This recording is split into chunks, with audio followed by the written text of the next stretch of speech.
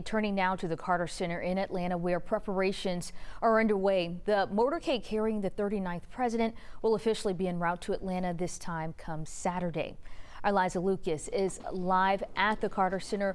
Liza, the public will be invited to pay their respects starting Saturday evening, and we've seen all week people show up to the center to honor the life and legacy of President Carter.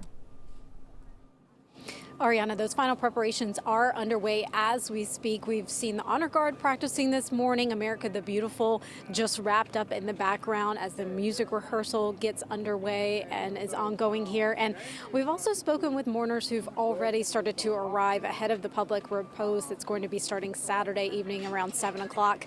David Montoya from Austin, Texas, drove more than 13 hours to be here. He tells me it was always on his bucket list to go to the Carter Sunday School class in Plains, and while that unfortunately never happened, he says he wanted to be sure to be here for the former president's final trip.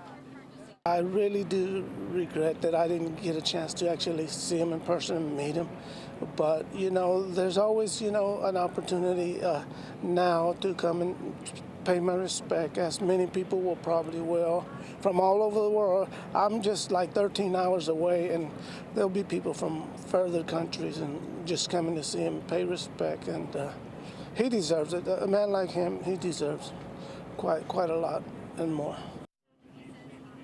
And so David will join others starting Saturday, and now there's no parking here at the Carter Center, and road closures are already in place. So the MARTA shuttles that will be running, that's your best bet unless you plan on walking or biking to the area. So from the King Memorial stop, you're going to need to pick up those MARTA bus shuttles. They're going to be operating every 3 to 5 minutes to bring people over from the Carter Center starting tomorrow, Saturday at around 6 o'clock.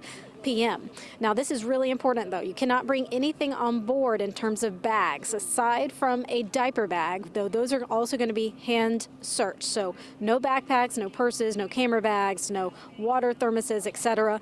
The same rules apply here at the Carter Center. Again, the public repose is going to begin 7 p.m. Saturday. Those shuttle buses will begin operating at 6 p.m. an hour before and will continue to operate around the clock. So the public's going to be able to be here around the clock at the Carter Center once the lying in repose begins and until it concludes 6 a.m. Tuesday morning. Live at the Carter Center, Liza Lucas, 11 Alive News.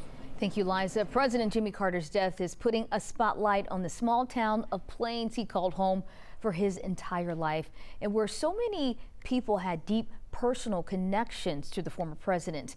Zach Merchant with the 11 Alive political team shows us how they're remembering the commander-in-chief who never left his farm town roots behind.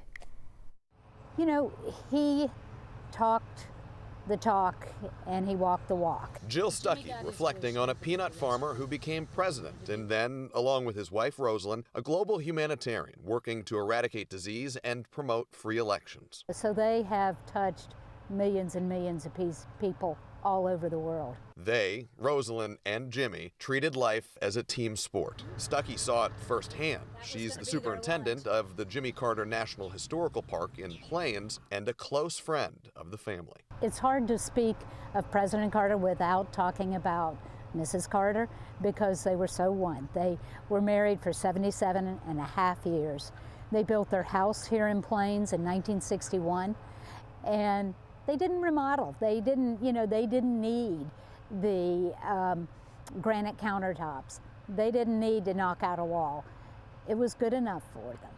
That humility grounded in the faith that he shared with so many on the campaign trail and so many here at Maranatha Baptist Church, where he spent decades teaching Sunday school. You know, I think first and foremost is his faith. That's what he lived by. You know, he went by the red letters in the Bible, the words that Jesus spoke. That was what he tried to emulate his entire life. A life that left so many wanting to share one last message to the man who shared so much with them. Thank you. Thank you for everything you have done for me and the entire world, and I love you. In Plains, Zach Merchant, 11 Alive News.